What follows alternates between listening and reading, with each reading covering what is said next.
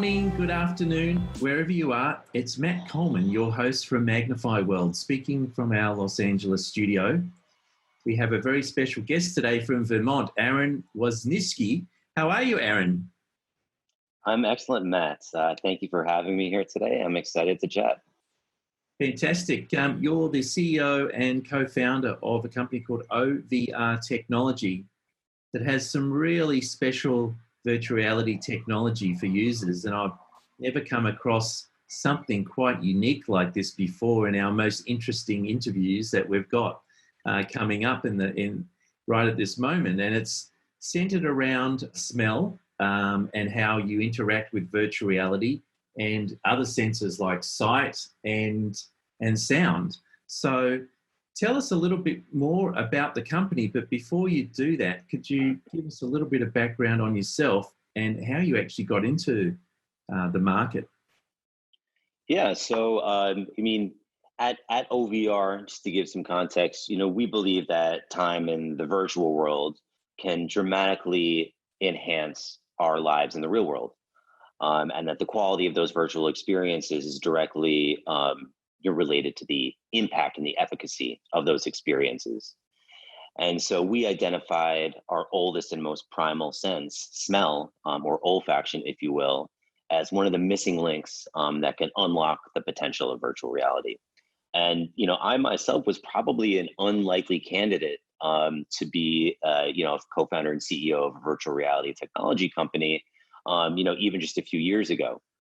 My background is kind of varied, but the through line through my entire career and even my hobbies is that I have always worked and been obsessed with the sense of smell and how it affects our memories, our emotions, and our cognition and our behavior.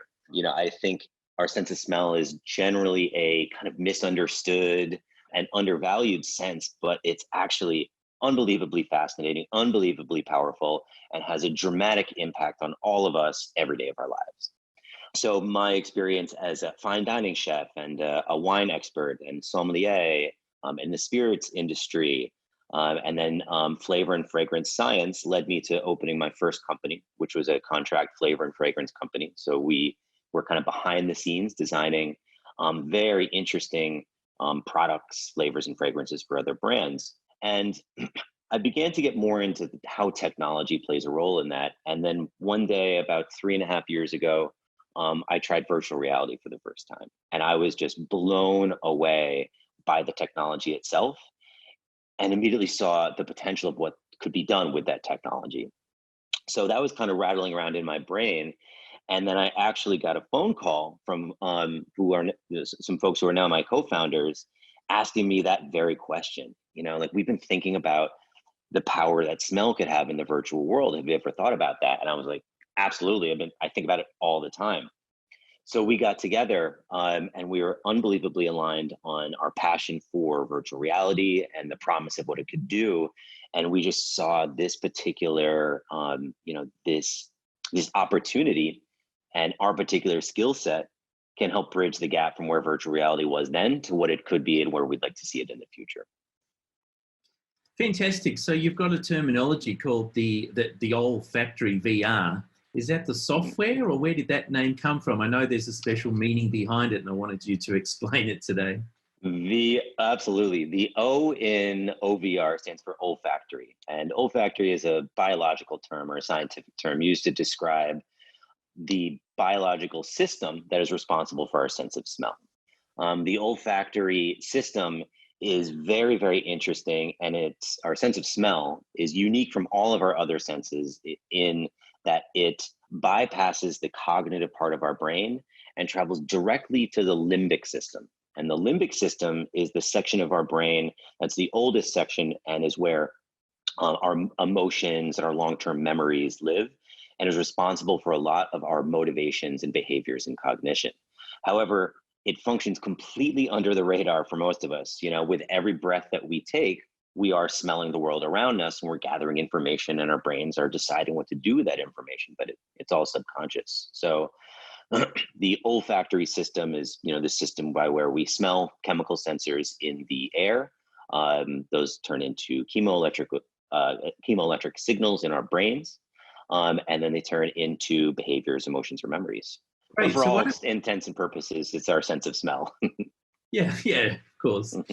You've got a terminology also, architecture of scent, which I thought was really interesting. And, with the sight, sound, and smell functionalities that your architecture or your software offers, can you just, go into some more detail around the other areas of the architecture and how that can enhance a virtual reality experience and what that does to your brain as well? You've got some really interesting thoughts on your website around why this is important and how you can react.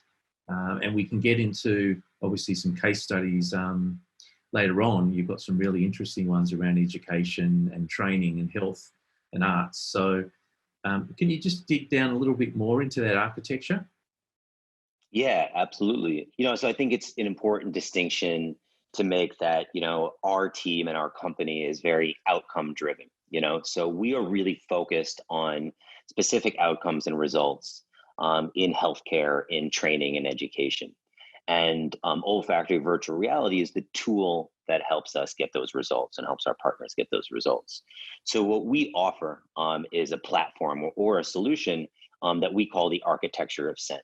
And the architecture of scent is actually three different components interacting with each other to produce a multisensory virtual reality experience. And those three components are a hardware component. That's a micro technology that we developed, which is kind of where the majority of our intellectual property lies. It's a very small, lightweight piece of micro technology that affixes to a pair of virtual reality goggles, or an HMD as we sometimes call it. And that is informed by our software, which understands your behavior in the virtual world as you're moving through a virtual environment or interacting with virtual objects. Our software understands your behavior, translates it into a digital language, and sends those messages wirelessly to the hardware component. When the hardware component receives those messages, it releases microscopic amounts of scent, or the third component that we call scentware. So hardware, software, and scentware all acting together wirelessly and silently to give you an extremely complex, rich depth of sensory experience as you are navigating the virtual world. And as I said before, it's very result driven and outcome driven. So although that's very cool technology and sounds like a cool thing, the most important part is that it drives what we call presence. So it increases the quality of the virtual world and the virtual experience by making you feel more like you're there, like it's more real, like the virtual world has much more richness and detail, just like our own world. So you move from being a spectator to being an active participant by engaging your brain in that way. And that's a really good comment. An active participant, particularly in education, is it's that memory retention that's obviously important in training for future use. I know this is a new technology, but what kind of study or research material that have you got so far from your trials? Is there anything specific you can draw to in terms of stats of memory retention or anything like that, or is it too early in the development stage now, or where are you at with that? Yeah, so there certainly is some evidence and some stats. The virtual reality itself is relatively new, and our virtual reality solution is even newer. So, I'll probably start by speaking more broadly about how people in general are engaging virtual reality for something other than video games. And I can start by talking about how virtual reality is being engaged in healthcare. There's a number of applications, healthcare applications, that people are successfully using virtual reality for. For instance, pain management is a really, really big one. Pain is one of the most common things that people suffer from in and outside of a hospital and a clinic. And oftentimes, things that are prescribed are pharmaceuticals that are either addictive or they're dangerous, or they can have a negative effect. So there's a number of doctors and hospitals and clinicians that are looking to virtual reality as a mechanism for distraction therapy. So the perception of pain from a procedure, acute pain or chronic pain, is greatly lessened by virtual reality because you're distracted by that. Distraction therapy is something that's not new. People have been using distraction therapy, books, paintings, television, music, but because of the nature of virtual reality being so immersive, it acts as, distraction therapy on steroids. And so by adding a multisensory component, specifically our sense of smell, olfaction, you increase the immersive quality, increase the presence, and increase the impact of that for managing pain. So there are some studies that have been conducted. I'm going to probably not be able to remember the titles of the study, but in certain studies, virtual reality has proven to be effective at reducing pain in burn victims up to 75%.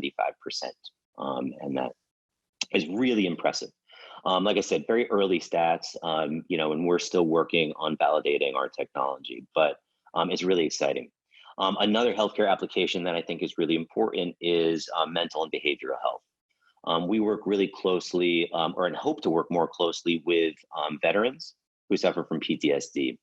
I think would probably shock most people to know that 21 veterans commit suicide every day. And most of those suicides could possibly be prevented by proper access to mental health care. So virtual reality as part of a comprehensive mental health strategy can be really effective at reducing pain, stress, and anxiety. And even as a tool in something called exposure therapy, which is kind of the gold standard for managing symptoms of post-traumatic stress disorder. So what that would look like is a clinician in a safe, controlled environment would use our platform to walk a patient through a traumatic event again and again and again in that safe, controlled way until their brain is effectively rewired to get rid of those triggers. The memory never goes away. It's always going to be an unpleasant memory. But what you do end up with is someone who is not, triggered by sounds and noises and emotions, and they have relief from these extremely debilitating symptoms. So we've been working with a well-renowned researcher named Skip Rizzo out of the University of Southern California.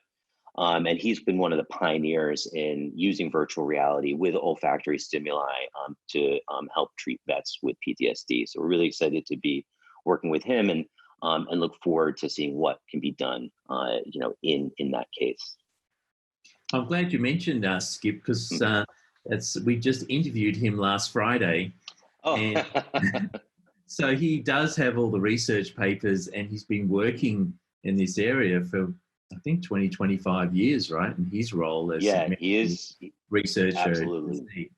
Particularly on post-traumatic stress for veterans, as well as you mentioned. So you're a perfect match and an additive to their program. That's for sure. So I'm glad we just picked up on that. That's great news. He's a great guy and great friend of ours, and a leader in his field, and really understands the power of smell in those situations too, which has made him effective at his work and an advocate for what we're doing. Look, since I'm originally from Sydney, living in LA though, you talked about some home culture for us. You've got an Indigenous project with the Aboriginal tribes in Australia around education. I'm not sure whether that touches on tourism, but can you tell us a little bit more about that one?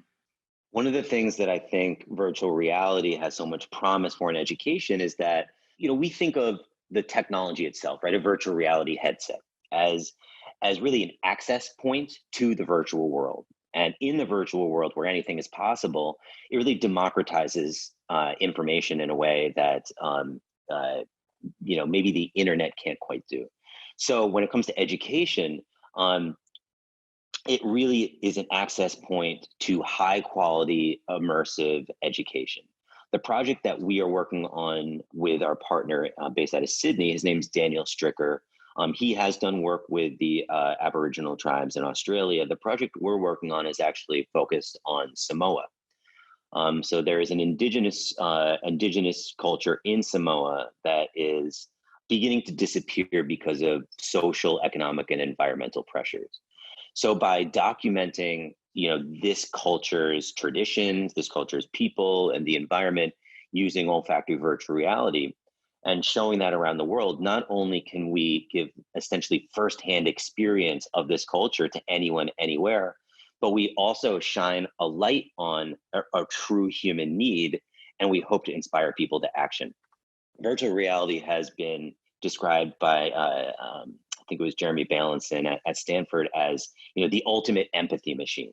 So, if you tell someone about a problem, they have very limited empathy. If they see it on TV, they have more empathy. If it's someone that they know, they have more empathy. And when you experience something in virtual reality, either interacting with this indigenous culture, or you feel like you're a part of it, then you're much more likely to kind of take it to heart and empathize with the situation. And that's kind of a call to action. So this is just one example of how we can have these immersive educational experiences in virtual reality, share them with anyone, anywhere, at any time in the world, and also have them contribute as well. This project called Shifting Homes is part of a larger project titled Global Village that will hopefully, over time be able to document the stories of many, many indigenous cultures all around the world, and both educate, preserve, and protect for the future. Fantastic! What a great initiative, Aaron, that you've got there. Hey, let's just keep on talking about education, and I just wanted to get your general thoughts. Obviously, the pandemic in the last 5 months have taken kids out of school and college, to say the least. Their whole educational market is basically in an upheaval that they've never seen before, ever in the history of education. Look, a lot of these colleges are completely unprepared. You've got the school as here in Los Angeles have only just, got their online education program up and running 5 months later. They didn't know what was going to happen.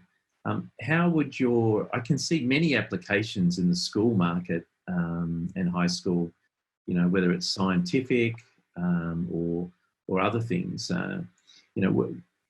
What can you, where do you think your program and software can be taken in colleges and schools? The whole education system, because of COVID, there are so many unknowns right now. There's so many things that are up in the air. There's so many different opinions. It's really hard to know what's going to happen from day to day, let alone what's in the future. So it's hard for me to speculate on how, our technology is going to make a difference. What I can say is that the direction that we saw the relationship of technology, or the role of technology in education, and how people think about the way they consume education, the way they consume healthcare, was shifting. 10, 20 years ago, it was just obvious that in order to get healthcare, in order to get education, in order to socialize, you would leave your house, you'd go find those things. Because of cell phones, because of 5G, because of technology, we're actually able to access those things to, more and more wherever we are, in our homes. And I think that COVID actually accelerated that process quite a bit and has bring virtual classrooms, telehealth, digital communication much more into the forefront in people's minds, and people are looking to technology to solve or for certain solutions. And so education during COVID is definitely an unknown for us. However, what I will say is that training for high risk occupations like medics, EMTs, fire, police, who are, there's a huge strain on them during COVID and all the other things going on in the world, that olfactory virtual reality is an effective training tool. Whether you're a police officer, whether you're a firefighter, whether you're emergency response, you have to be as prepared as possible for extremely dangerous, traumatic, high risk scenarios. And there's no real way to train for that in real life. But by using olfactory technology, you can create a situation that's far too expensive or dangerous or ludicrous or unpredictable, and train for those experiences. Studies have shown that I think it's virtual reality training, people retain knowledge 4 times more and longer than a traditional, like a textbook or something like that. So by training for these situations in virtual reality, and especially with olfactory cues, you absorb that memory as if it was an experience that actually happened to you. So when it's time when you're presented with that traumatic or high risk situation, instead of freezing, which is very dangerous, you revert to your training. And it keeps you safe, it makes you more effective, and it keeps those around you safe. And, I think that directly related to COVID and all of the, situations that have been, kind of triggered by COVID, our first responders need, it would be very beneficial for them to feel more prepared, and feel more effective and have that support, that I think virtual reality, especially olfactory virtual reality, can provide. Yeah, no, they're great examples. So let's just switch from the health side of it also in education into the arts and entertainment field. I can really see this being used in the future for location-based, entertainment facilities when they reopen, that is, to a degree. Right. You've got a lot of these virtual concerts now and virtual environments being built on gaming, using gaming engine technologies. You've had, Fortnite, amass millions of people online for concerts, like with Travis Scott recently, and there's a new drive for entertainment online. I mean, this is a really interesting opportunity for your company, I think, in the future. So if you can't go to a massive event like Coachella anymore with 110,000 people a day, right? How do you experience that in a unique form? What are your thoughts on arts and entertainment? Yeah. So, although we are primarily focused on healthcare, simulation training and education right now, the same reason that our technology makes those applications more effective and more impactful would make LBEs and other arts and entertainment more impactful as well. Especially location-based entertainment. One of the cornerstones of what they're trying to do is, as realistically as possible, recreate the world around us. But with one distinct difference, is that in that world, anything's possible. There are no consequences. It's this really kind of blue sky attitude, which is incredible for entertainment. So yeah, in the future, I think that with that kind of singular goal in mind of creating the most rich, immersive, high quality, engaging experience possible, it's not a question of is scent going to happen? It's yes, of course it's going to happen, just the way color happened to TV. It's a matter of how quickly it's going to happen. And I think that there's like two groups of people in the world. Those who don't think that virtual reality is going to take off, and then those who have tried it. And so for those who have tried it and those who believe in it, which is a rapidly growing group of people, they understand what the capabilities are and where it's going to be in the future. So I think that multisensory entertainment, multisensory art is closer than people think, and I'm really excited about it. Great, fantastic. The other day I went into, actually, no, it was a year ago, actually now, went to the Chinese theatre complex, I think, in Hollywood, where there's multiple cinemas in that area. And one of them's one of the upstairs cinema especially built for esports as well. But also they have a 4D chair that you sit in, right? So there's about 700 chairs. We got a preview. There was only 3 of us actually in the theatre at the time. But it's going back to the theme park days where you go into maybe a Star Wars experience and the chair blows wind at you, and then you get heat sensors, and then you get water thrown at you, and vibrating chairs, all these sorts of things.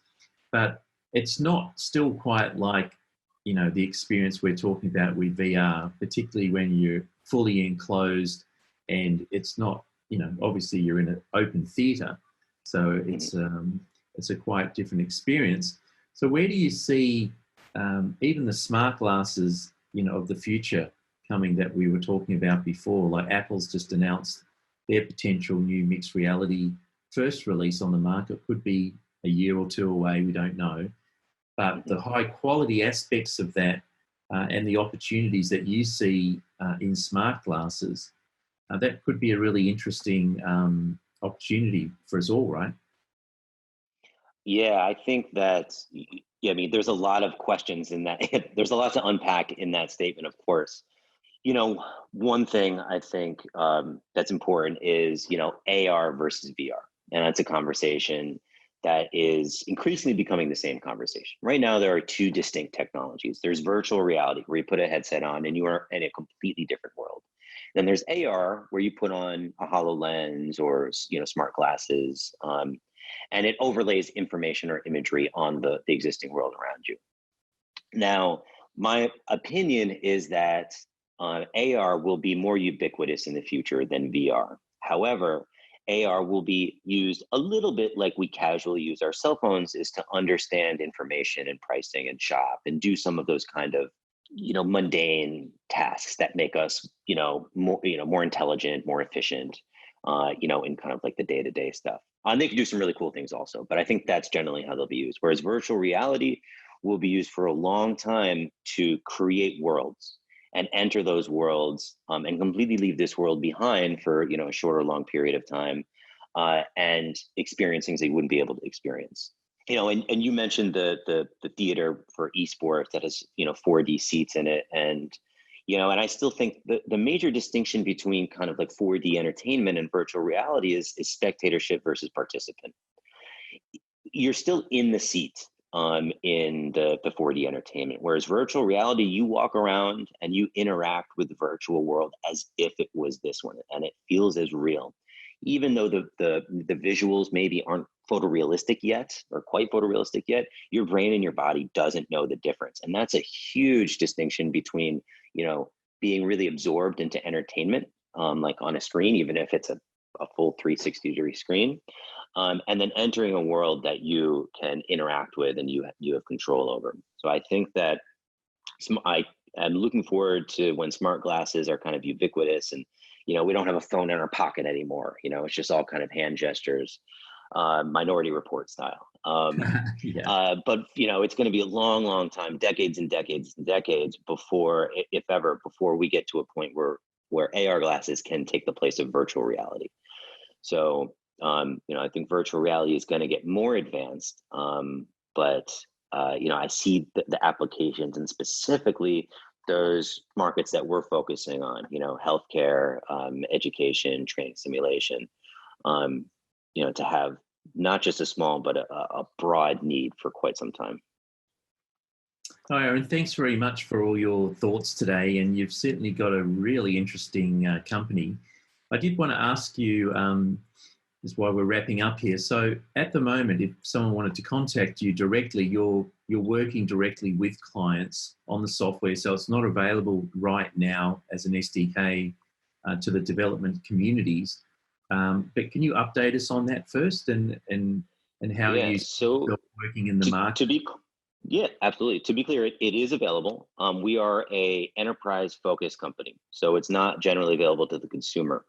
However, the software component of the architecture will be open source, open license, available any day now, actually. So maybe by the time this airs, it will have been available already. And we are available to enterprise. So in the way that looks is you get in contact with us, you tell us your problem or your opportunity, and we solve it with olfactory virtual reality. We can be reached at www.overtechnology.com, or you can email us directly at info@overtechnology.com. And how about LinkedIn? If someone wanted to connect with you there, can you just give yourself a shout out there? Would love to. Might want to get out a pen and paper to spell my last name, but you can find me on LinkedIn at Aaron Wisniewski. That's Aaron, and the last name is spelled Wisniewski.